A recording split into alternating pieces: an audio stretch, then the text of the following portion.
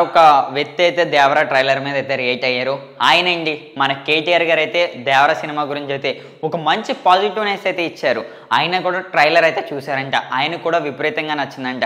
నాకు ఎన్టీఆర్ గారికి గతంలో చాలా మంచి పరిచయం అయితే ఉన్నది. ఆయనకి నాకు చాలా అనుభవం అయితే ఉన్నది. మేము కూడా చాలా దిక్కుని కలిసాం. కానీ దేవరా వస్తుందంటే నేను ఏదోలే సినిమాయే కదా అనుకున్నా. కానీ నాకు ఈ ట్రైలర్ చూడగానే ఒక రకమైన ఇంప్రెషన్ అయితే వచ్చింది ట్రైలర్ మీద. ఎప్పుడెప్పుడు సినిమా చూడొచ్చని నేను కూడా వెయిట్ చేస్తున్నా. నేను ఇప్పుడు వచ్చి ఇలా ఏ సినిమా గురించి అయితే వెయిట్ చేయాలి. గతంలో ఉన్న త్రిబుల్ ఆర్ కూడా నేనైతే చూసాను. కానీ నాకు త్రిబుల్ ఆర్ ట్రైలర్ చూసే నేను సినిమాకి అయితే వెళ్ళా. కానీ ఇప్పుడు దేవరా ట్రైలర్ ఏదైతే ఉన్నదో నేనైతే చూసా. కానీ నాకు ఈ ట్రైలర్ చూడగానే ఎన్టీఆర్ లుక్ చూస్తుంటే నాకు భయం వేస్తుంది. ఇంత మాస్గా ఇంత క్లాస్గా ఈయన యాక్ట్ చేశాడా, ఇంత మంచి క్వాలిటీ సినిమా ఇప్పుడు వస్తుందని కేటీఆర్ గారు చెప్పడం అయితే జరిగింది మన దేవరా సినిమా గురించి. మరి మనమైతే చూస్తున్నాం కదా కొరటాల శివ గారు మరి ఎటువంటి క్వాలిటీ మూవీని మన ముందుకైతే తీసుకొస్తున్నారు అన్నది. నేనైతే ట్రైలర్ అయితే ఆయన కూడా ఒక సీన్ అయితే చెప్పారు.